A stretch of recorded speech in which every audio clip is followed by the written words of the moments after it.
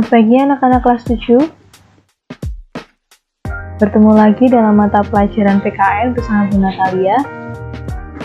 Dan pada hari ini kita masih membahas mengenai perumusan dan pengesahan Undang-Undang Negara Republik Indonesia tahun 1945. Lebih spesifiknya kita membahas mengenai arti penting Undang-Undang Dasar bagi bangsa dan negara Indonesia. Pentingnya peraturan. Kehidupan dalam sekolah kalian dapat diibaratkan sama dengan kehidupan suatu negara. Keduanya memiliki peraturan. Kehidupan di sekolah diatur melalui tata tertib sekolah, sedangkan kehidupan dalam suatu negara diatur dengan konstitusi atau undang-undang dasar. Seperti yang sudah Ibu jelaskan sebelumnya mengenai peraturan tertulis dan peraturan tidak tertulis, itu juga terdapat di sekolah. Begitu juga di negara kita terdapat peraturan tertulis dan peraturan tidak tertulis yang mengatur berjalannya negara kita supaya sesuai dan mensejahterakan masyarakat. Setiap bangsa yang merdeka akan membentuk suatu pola kehidupan berkelompok yang dinamakan negara. Pola ini dalam bernegara perlu diatur dalam suatu naskah berupa aturan hukum tertinggi dalam kehidupan negara Republik Indonesia yang dinamakan Undang-Undang Dasar Negara Republik Indonesia tahun 1945. Terdapat beberapa fungsi konstitusi menurut Jimli Ashidik.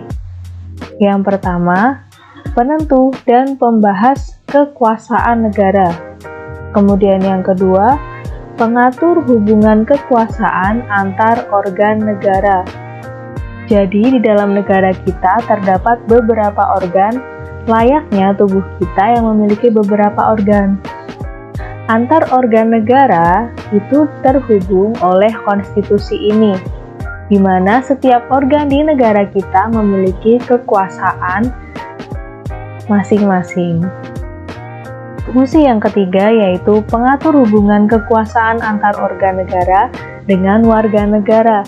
Jadi selain konstitusi ini mengatur antar organ negara di dalam bangsa kita, konstitusi ini juga mengatur antar organ negara dan warga negara kita.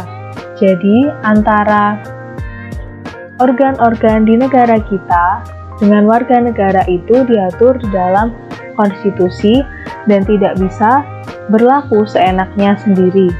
Kemudian yang keempat, pemberi atau sumber legitimasi terhadap kekuasaan negara ataupun kegiatan penyelenggaraan kekuasaan negara.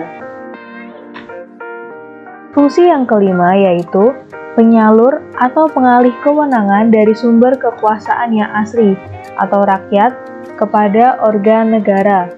Jadi, bagaimana masyarakat atau penguasa tertinggi di negara demokrasi, itu rakyat, memiliki aturan di dalam konstitusi di mana kita bisa menyalurkan aspirasi, bisa menyalurkan suara kita sebagai rakyat kepada organ negara melalui aturan yang ada di dalam konstitusi.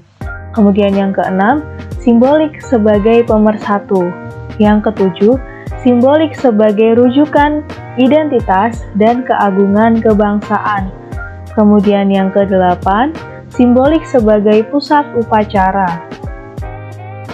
Yang kesembilan, sarana pengendalian masyarakat. Dan fungsi konstitusi yang terakhir adalah sarana perekayasaan dan pembaruan masyarakat. Seperti yang Ibu katakan di depan tadi, 10 fungsi konstitusi ini berdasarkan pendapat dari salah satu ahli yaitu Jimli Ashidik. Undang-Undang Dasar Negara Republik Indonesia tahun 1945 berisi aturan dasar kehidupan bernegara di Indonesia. Kedudukannya sebagai hukum yang paling tinggi dan fundamental sifatnya karena merupakan sumber legitimasi atau landasan bentuk-bentuk peraturan perundang-undangan di bawahnya.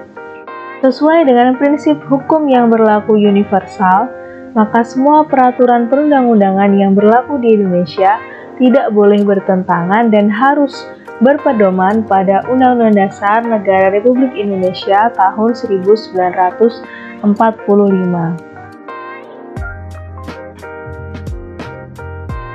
Sebagai warga negara Indonesia, kita patuh pada ketentuan yang terdapat dalam Undang-Undang Dasar Negara Republik Indonesia tahun 1945.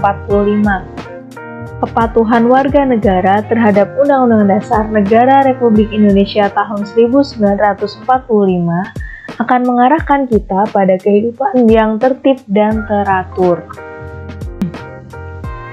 Sebagai hukum tertinggi di negara kita, Undang-Undang Dasar Negara Republik Indonesia ini mengatur segala aturan yang ada di negara kita, termasuk undang-undang, peraturan pemerintah, TAP MPR, peraturan presiden, dan lain sebagainya itu berada di bawah Undang-Undang Dasar Negara Republik Indonesia. Karena Undang-Undang Dasar Negara Republik Indonesia ini merupakan hukum yang tertinggi. Jadi segala peraturan yang dibuat di bangsa ini harus berpedoman pada Undang-Undang Dasar Negara Republik Indonesia tahun 1945 dan tidak boleh melenceng atau membuat peraturan sendiri. Dengan begitu, maka negara kita akan berjalan secara tertib dan teratur, mengarahkan kita kepada pola kehidupan yang membentuk masyarakat dan yang sejahtera. Sebaliknya, apabila Undang-Undang Dasar Negara Republik Indonesia tahun 1945 tidak dipatuhi, maka kehidupan bernegara kita mengarah pada ketidakharmonisan. Akibatnya bisa terjadi perang saudara. Bila seperti ini, maka yang dirugikan adalah semua warga negara Indonesia. Karena hal itu dapat berakibat tidak terwujudnya kesejahteraan. Bahkan bisa jadi akan terjadi negara Indonesia kita bubar ketika kita tidak patuh terhadap Undang-Undang Dasar Negara Republik Indonesia tahun 1945. Oleh karena itu, marilah kita berkomitmen untuk melaksanakan Undang-Undang Dasar Negara Republik Indonesia tahun 1945 demi negara kita yang lebih harmonis, lebih bersatu, lebih teratur, membentuk pola kehidupan masyarakat ke arah yang lebih positif. Jadi sampai di situ dulu pertemuan kita pada hari ini, dan pada minggu depan kita masih akan melanjutkan bab ini untuk yang terakhir kali sebelum kita lanjut ke bab yang selanjutnya. Sampai jumpa pada pertemuan berikutnya, tetap jaga kesehatan dan terapkan protokol kesehatan meskipun anak-anak sudah divaksin. Sampai jumpa.